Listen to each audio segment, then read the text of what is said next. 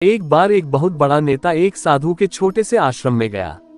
वह साधु के बारे में बहुत सुना था, तो उसके मन में आया कि मैं एक बार जा करके देखता हूँ कि लोग उसकी इतनी तारीफ क्यों करते हैं।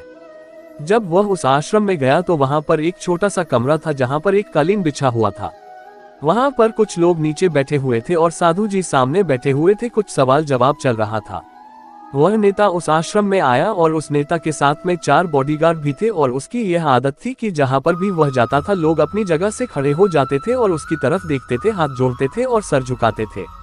लेकिन यहाँ पर ऐसा कुछ भी नहीं हुआ। साधु व्यस्त होने के कारण उसकी तरफ देखा तक नहीं। तभी नेता को लगा कि यह मेरी बेइज्जती है और वह इस बात से गुस्सा हो गया।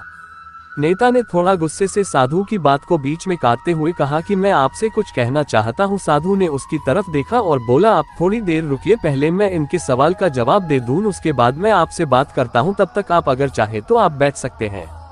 बस साधु का इतना कहने की ही देरी थी। नेता का चेहरा गुस्से से लाल हो गया और फिर उसने अपना सारा गुस्सा उस साधु पर निकाल दिया। अभी तक वह नेता बहुत तमीज से आप कह करके बात कर रहा था, लेकिन अब वह तू तड़ाक पर उतर आया। नेता ने उस साधु को कहा, तुझे पता भी है मैं कौन हूँ और तू किससे बात कर रहा है। साधु ने उसकी तरफ देखा और कहा, मुझे इससे कोई फर्क नहीं पड़ता है कि आप कौन हैं, लेकिन आप जो कोई भी है, अगर आप चाहते हैं कि मैं आपके सवाल का जवाब दूं या आपसे बात करूं तो आपको कुछ देर रुकना होगा। और साधु की यह कहते हैं नेता गुस्से से पागल हो गया और वही सबके सामने चीखने चिल्लाने लग गया।